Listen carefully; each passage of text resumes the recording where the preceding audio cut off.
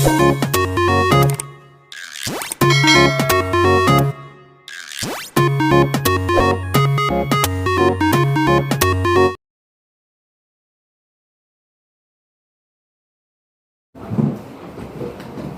सी exercise कर रहे हैं? 8.1 8.1 है 7.1 क्वेश्चन नंबर आए थे 5th क्वेश्चन था, है ना? जो 5वां क्वेश्चन नहीं 5th तो मैंने करा दिया, 6 कराना है। 6 में सबसे लास्ट में कराऊंगी, ये थोड़ा लंबा क्वेश्चन है ज्योमेट्री के जैसा। 7 से करते हैं पहले, ठीक है? 6 में अभी कराऊंगी आपको। 7 से देखो, 6 आपको थोड़ा बोरिंग लगेगा तो उसको लास्ट में समझाएंगे। इफ कॉट थीटा, नीचे बुक में देखिए, if cot theta equal to 7/8, क्या कह रहा है?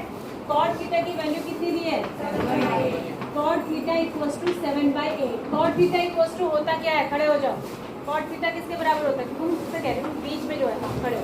Cot theta equal to B upon P, base upon perpendicular, ठीक है? ठीक है, तो इससे आपको ये समझ में आ गया, बैठो। अगर एक राइट एंगल ट्रायंगल मैं बना दूं तो आपको ये समझ में आ गया कि इसका बेस कितना है? 7 और परपेंडिकुलर कितना है? 8। तो इसका हाइपोटेन्यूज कितना आएगा? निकालिए, कितना आएगा? √113। ये आप निकालेंगे पाइथागोरस लगा के, ठीक है? अब यहाँ देखो, अब क्या पूछ रहा है?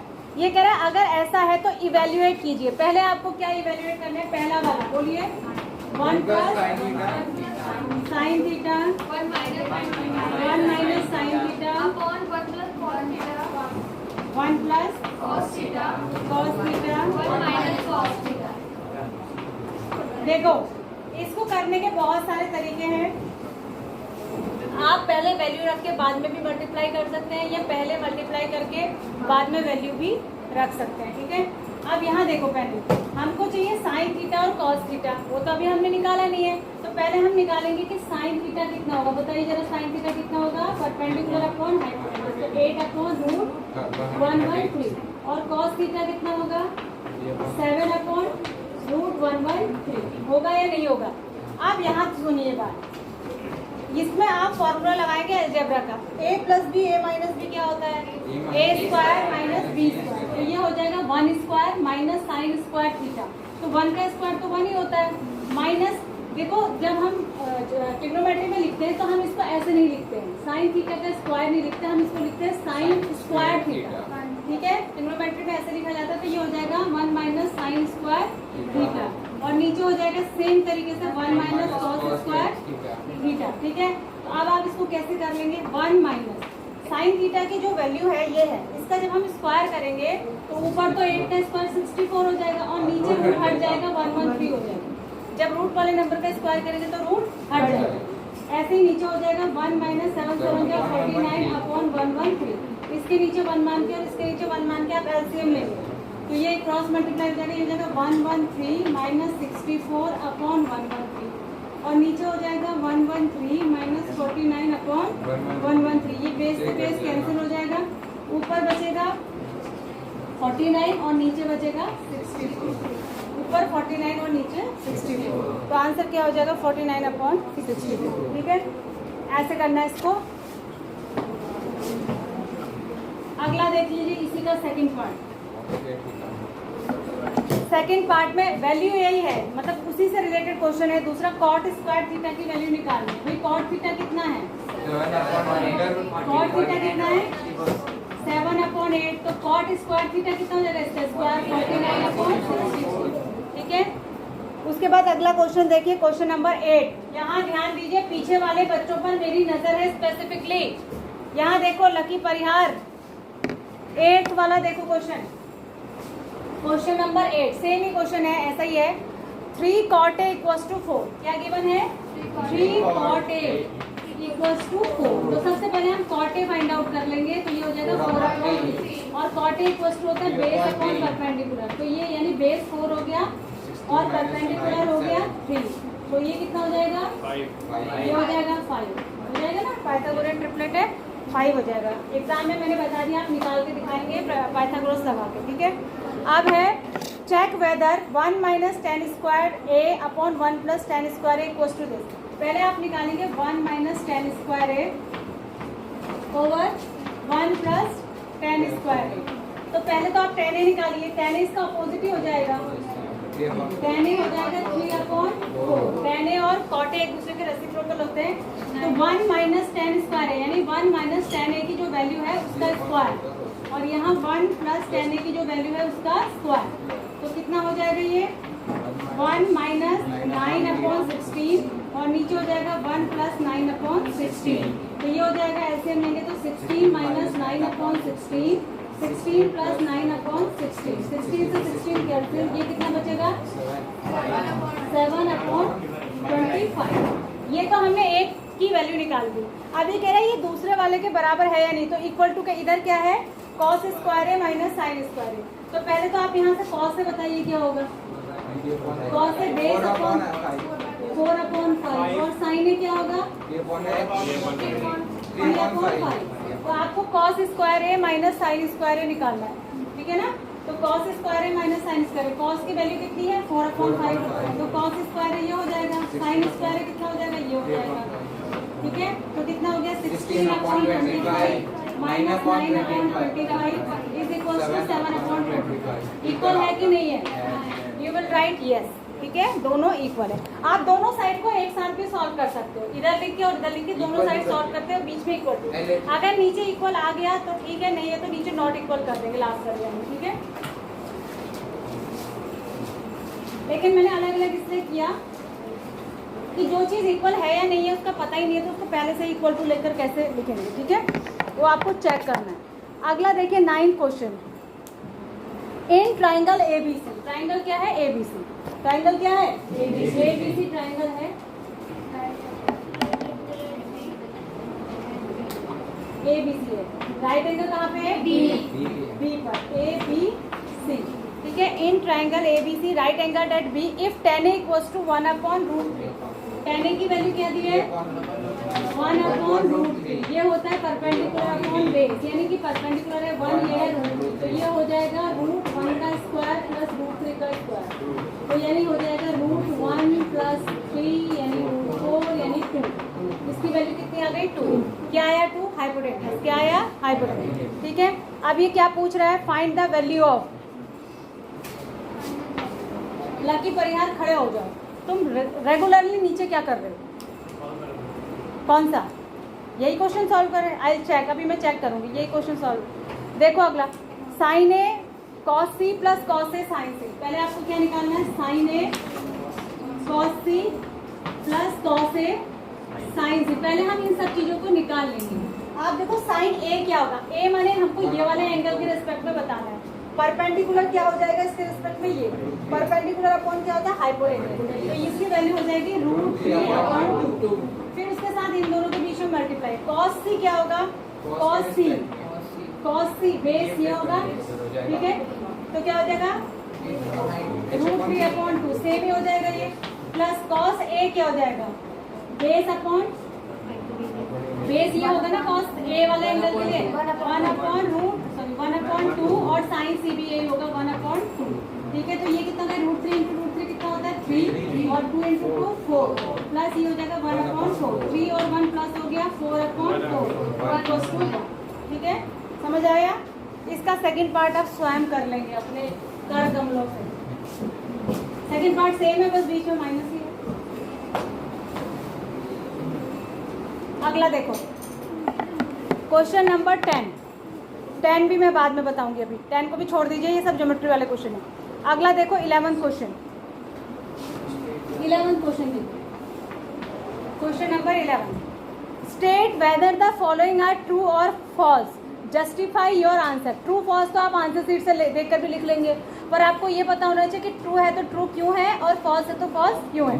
पहला है the value of tan A is always less than 1, tan A की वैल्यू हमेशा 1 से कम रहती है, tan A हमेशा लेस देन 1 रहेगा, कह रहा है, गलत है। tan A हमेशा जरूरी नहीं है कि 1 से कम है, क्योंकि tan 45 की वैल्यू जो होती है वो 1 होती है, कितनी होती है 1 होती है, तो ये गलत है। अगले टेबल में आप पढ़ेंगे ये tan 45 कितना होता है, tan 30 ये वो, तो ये फॉल्स है। अगला है अच्छा दूसरा इसका एक और एक्सप्लेनेशन मैं बताती हूँ। जो tan A होता है ना उसका एक फॉर्मूला ये भी होता है कि tan A equals to sin A upon cos A होता है। क्या होता है? sin A upon cos A। तो ये कह रहा है कि ये हमेशा 1 से कम रहेगा। हमेशा 1 से कम रहने का मतलब क्या है कि sin A हमेशा cos A से कम रहेगा। cos A हमेशा डिनोमिनेटर ज़्यादा होगा, न्यूमरेटर हमेशा कम होगा, तब तो टोटल फ्रैक्शन कम होगा। तो ये कह रहा है कि cos A हमेशा cos A की वैल्यू sin A से कम रहेगा। ऐसा नहीं होता, ऐसा नहीं होता है कि cos A हमेशा sin A से कम ही हो, ऐसा नहीं होता। ठीक है, अगला है sec A equals to 12/5 for some value of angle A। sec A equals to कितना कह रहा है? 12/5। ठीक है, तो ये हो सकता है या नहीं हो सकता है कह रहा है। फॉर सम होता क्या है ये? h upon b, hypotenuse upon base 360 तक होती है। ठीक है, तो इसमें हाइपोटेनियस बड़ा है किससे? बेस से, तो इट कैन बी पॉसिबल। ठीक है, अगला देखो cos A is the abbreviation use for the cosecant. ठीक है, ये ठीक है, इसका पूरा नहीं क्या होता है? पूरा नाम क्या है इसका? कोसाइन नहीं, कोसाइन होता है ना इसका नाम। ये तो कोसेक का दिया है, गलत है। ये जो नेम है ये कोसेक का है जो उसने दिया है। अगला है, ये फॉल्स होगा। अगला है cot A is the product of cot and A। नहीं, cot और A का प्रोडक्ट नहीं है। cot कोई अलग चीज़ नहीं है और A कोई अलग चीज़ नहीं। A एंगल है पर तो cot A का मतलब होता है cot ऑफ A, और cot क्या है? एक रेशो है। ठीक है, तो इसका ये मतलब नहीं है कि वो cot और A का मल्टीप्लाई है, बिल्कुल नहीं। sin theta can be 4/3, sin theta can be 4/3। No, 4/3 कैसे होगा? 3 हाइपोटेनियस छोटा थोड़ी होगा, हाइपोटेनियस छोटा नहीं होगा। ठीक है, ये हो गया। अब आ जाइए क्वेश्चन नंबर 6 पे। ये बता दे रही हूँ 6 क्वेश्चन लास्ट था नहीं। 6 क्वेश्चन को देखिए। 6 क्वेश्चन में ये कह रहा है if angle A and B are the acute angle such that cos A equals to cos B, show that angle A equals to angle B। ठीक है, तो ये A भी कहाँ होंगे? कहीं बना लेते हैं। इसके लिए एक ट्राइंगल बना लेंगे आप। इसमें कंस्ट्रक्शन होगा, एक ट्राइंगल बना लेंगे। ठीक है, क्या कह रहा है ये? cot A equals to cos A equals to cos B। तो आपको प्रूव करना है angle A equals to angle B। तो आप क्या करेंगे? इसको A ले लीजिए, इसको B ले लीजिए, इसको C ले लीजिए, इसको D। एक परपेंडिकुलर ड्रॉ करेंगे। ये भी क्या होगा? कंस्ट्रक्शन होगा। ये परपेंडिकुलर क्यों ड्रॉ किया ये मैं आपको बताती हूँ। अगर मैं खाली इसको ट्राइंगल को ABC ले लूँ, ठीक है, तो जो हम ट्रिग्नोमेट्री पढ़ते हैं वो किसके लिए पढ़ते हैं? Right angle triangle. तो या तो ये ट्राइंगल राइट एंगल होगा ही नहीं, और अगर ये राइट एंगल होगा तो फिर इसमें क्या होगा? राइट एंगल होगा तो इसमें एक राइट एंगल ही होगा ना। पर हमें cos की वैल्यू दोनों के लिए कह रहा है, cos A और cos B। तो हम इसमें क्या करेंगे? इसको बनाएंगे एक्यूट एंगल ट्राइंगल, और बीच में से क्या करेंगे? परपेंडिकुलर ड्रॉ कर देंगे, जिससे क्या होगा कि 2 राइट एंगल ट्राइंगल बन जाएंगे। इसमें क्या बन जाएंगे? 2 राइट एंगल। अब हम यहाँ से पहले cos A निकालेंगे। क्या निकालेंगे? cos A। cos A निकालेंगे तो क्या होता है? बेस अपॉन ये हाइपोटेन्यूज, तो ये हो जाएगा AD अपॉन AC। फिर हम निकालेंगे cos B निकाल लेंगे, तो वो हो जाएगा BD अपॉन BC हो जाएगा। ठीक है, तो अब ये कह रहा है गिवन है आपको, क्या गिवन है बेटा? cos A किसके इक्वल है? cos B। cos A किसके इक्वल है? cos B। तो इसका मतलब है कि AD अपॉन AC जो है वो इक्वल है BD अपॉन BC। है कितना नहीं पता, दोनों इक्वल है। मान लिया K है, मान लिया K है। ठीक है, इसको अभी फिलहाल यहीं पर छोड़ देते हैं। अब आप क्या करेंगे? दूसरा काम आपको क्या करना है? ये जो है ना, ये राइट एंगल ट्राइंगल है और ये राइट एंगल ट्राइंगल है, इसमें ये वाली साइड कॉमन है। क्या है? कॉमन है। तो AD को आप 2 तरीके से निकालेंगे पाइथागोरस वाला कि अगर इस ट्राइंगल से आप AD स्क्वायर निकालेंगे तो ये हो जाएगा AC square minus AD square.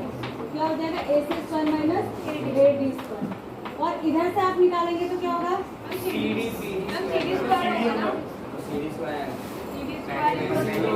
AC square minus ये CD को आप 2 तरीके से निकालेंगे, AC square minus AD square, और यहाँ हो जाएगा BC square minus BD square. अब देखो ये दोनों एक ही चीज की वैल्यू है कि नहीं है? तो ये आपस में इक्वल होंगे। ठीक है, कहाँ लिखूं? जगह ही नहीं है, बोर्ड इतना छोटा सा। यहाँ दिखाई देगा? यहाँ पर लिख देती हूँ, यहाँ देखो। तो इसका मतलब है कि AC square minus AD square ये इक्वल्स टू होगा BC square minus BD square. ठीक है, अब आपको क्या करना है देखो आपको क्या करना है, ध्यान दो पहले करना क्या, आपको A इक्वल्स टू B लाना है।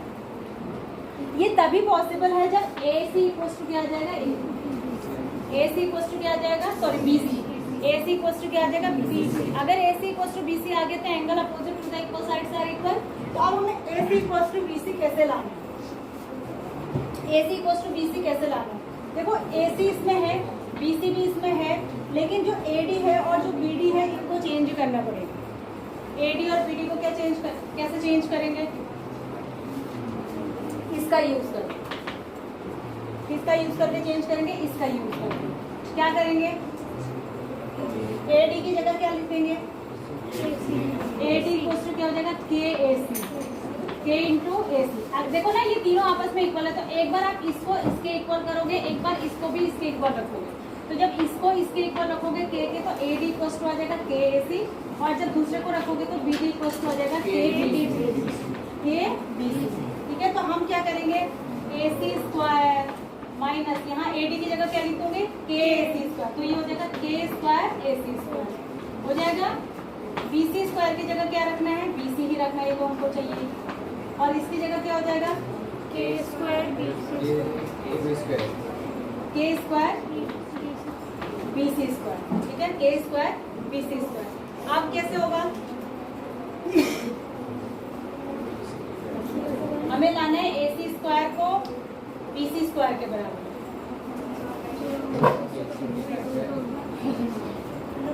AC स्क्वायर को BC स्क्वायर के बराबर लाना है, तो क्या करेंगे, AC स्क्वायर और इसको इधर ले आती हूँ माइनस BC स्क्वायर, K वाले सब एक साथ ले जाते हैं, K स्क्वायर कटेगा, K स्क्वायर नहीं ऐसे नहीं कटेगा, माइनस, अब मैं इसको मिटा दे रही हूँ, यहाँ देखो K स्क्वायर BC स्क्वायर हो गया। अब मैं इसमें से क्या करूँगी, K कॉमन ले लूँगी, K स्क्वायर कॉमन ले लूँगी, तो ये बचा। ठीक है, इसको अगली लाइन में आप इसके नीचे ले आएंगे, ये कट गया, तो K स्क्वायर का इक्वल टू क्या आ गया, K स्क्वायर इक्वल टू क्या आ गया 1, तो K इक्वल टू क्या आ गया, K इक्वल टू क्या आ गया, तो K इक्वल टू 1 आ गया। तो अब K इक्वल टू 1 आ गया, हमको किसको किसके इक्वल आना है, AC को BC को। इसको थोड़ा सा रीअरेंज कर लेंगे, इसको आप लिखेंगे, देखो हमको AC इक्वल टू BC लाना, तो हम इसको क्या करेंगे, इसको इधर ले आएंगे और इसको ऊपर ले जाएंगे, तो ये हो जाएगा AD upon BD is equal to AC upon BC, और इज इक्वल टू K था तो K इक्वल टू 1 हो गया। तो जब आप AC अपॉन BC को 1 से इक्वेट करेंगे तो यहाँ से आ जाएगा AC इक्वल टू BC, और जैसे ही AC इक्वल टू BC आएगा तो एंगल A इक्वल टू आएगा। इसका एक मेथड और है, वो इससे भी ज़्यादा डिफिकल्ट है, एक मेथड और है वो इससे भी टफ। ठीक है, ये टफ आपको थोड़ा सा लगा होगा क्योंकि अभी मैंने एक बार बताया तो आपको टफ लगा, ऐसा टफ है नहीं। याद रखना है कि हमने करा क्या क्या था, बताती हूँ फिर से। देखो सबसे पहले आपने क्या करना है, cos A निकाल लेना है, cos A इक्वल्स टू क्या होगा, दिस अपॉन दिस। फिर आपने क्या निकालना है, cos B, ये हो जाएगा ये अपॉन ये अपॉन। ठीक है, और ये आपस में इक्वल है, तो आप लिखोगे cos A की जो वैल्यू आई यानी AD upon AC is equals to BD upon AC is equals to K। क्या करना है, इज इक्वल टू K। तो आपको K की वैल्यू निकालनी है, पहले आपको K को 1 लाना है, ये ध्यान रखना है। और दूसरी बात, आप जहाँ पर मैंने ये किया था ना, आप यहाँ पर भी कर सकते हो, AD upon AC equals to BD upon BC equals to क्या, आप यहाँ पर भी निकाल सकते हो कि AD इक्वल्स टू KAC, हाँ ठीक है, AD इक्वल्स टू KAC और BD इक्वल्स टू KBC, ये यहीं पर भी निकाल सकते हो, ये यहाँ पर निकाल के रख लो पहले, और इससे एक रिजल्ट और निकाल लो रीअरेंज करके कि BC upon AD upon BC, AD नहीं लाना है ना हमको, हमें क्या लाना है AC upon BC is equal to AD upon BD is equal to K। ठीक है, तो ये दो रिजल्ट यहाँ निकाल के रख लो पहले ही। जब आप पहले ही निकाल के रख लोगे अब आपको कंफ्यूजन नहीं होगा। दूसरा काम आपको क्या करना है, इसमें पाइथागोरस लगानी है। तो पाइथागोरस लगा के एक बार CD की वैल्यू इस ट्रायंगल से निकालनी है, एक बार CD की वैल्यू इस ट्रायंगल से निकालनी है। CD की दोनों वैल्यूज को इक्वेट कर देना है। इक्वेट करने पर क्या होगा, AC square minus BC square दोनों साइड आएगा। K स्क्वायर कॉमन लेने पे वो दोनों साइड अपॉन में जाके कट जाएगा। K स्क्वायर इक्वल्स टू 1 आ जाएगा, तो K इक्वल्स टू 1 आ जाएगा। जैसे ही K इक्वल्स टू 1 आ जाएगा उसको यहाँ रख देंगे, इसको 1 से इक्वेट करेंगे तो AC इक्वल्स टू BC आ जाएगा। और जैसे ही AC इक्वल्स टू BC आ जाएगा वैसे ही angle A equals to angle. ठीक है, तो ये लंबा क्वेश्चन है, इसमें टफ क्वेश्चन है, इसलिए मैंने ये लास्ट में बताया। अगर मैं शुरू में ही बता देती तो आगे के जितने क्वेश्चन कराए उसमें तुम्हारा मन ही नहीं लगता, क्योंकि पहला ही समझ में नहीं आता। ठीक है, टाइम देखो कितना बचा है, तब लास्ट ये बता दूँगी। 3 मिनट में ये हो नहीं पाएगा, 4 मिनट बचे हैं। अच्छा चलो देख लो, triangle in triangle PQR right angled at Q। कौन सा क्वेश्चन है ये? 10। PQR एक ट्राइंगल है, राइट एंगल कहाँ पे है? Q पर। राइट एंगल कहाँ पे है? Q पर। क्या कह रहा है सुन लीजिए, ये कह रहा है PR plus QR equals to 25। अलग से नहीं दिया है, PR और QR का सम दिया है equal to 25। PR plus QR equals to 25 and PQ equals to 5। PQ equals to 5। ठीक है, PQ कितना है? 5 है, और इन दोनों का सम दिया है, ये दोनों अलग अलग नहीं दिया है। तो ये कह रहा है कि determine the value of sine P, cos P and ten P। P जो भी इसने पूछा है साइन कॉस, वो तो हम तब निकालेंगे जब हमको पहले तीनों साइड अलग अलग पता चले, तभी तो निकालेंगे।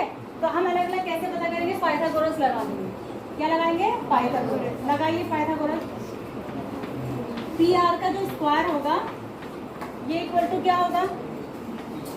PQ का स्क्वायर प्लस QR का स्क्वायर। ठीक है, आप क्या करेंगे? PQ की वैल्यू रख देंगे, ये 25 हो जाएगी। ठीक है, प्लस QR को आप क्या रख देंगे? 25 माइनस PR। QR को क्या रख देंगे? 25 माइनस PR। ये क्यों रखा?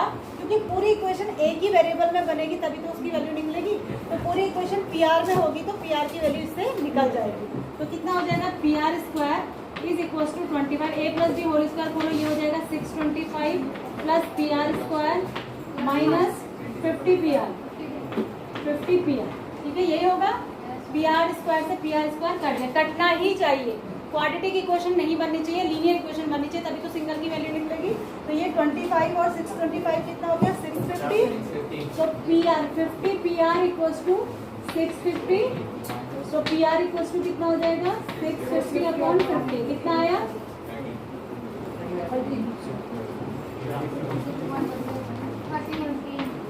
ठीक है, 13 किसकी वैल्यू आई? PR। तो ये अपने आप की क्या हो गया? ठीक है, पाइथागोरस से ये वैल्यू होगी। बस अब क्या दिक्कत है, अब तो आप निकाल ही लेंगे।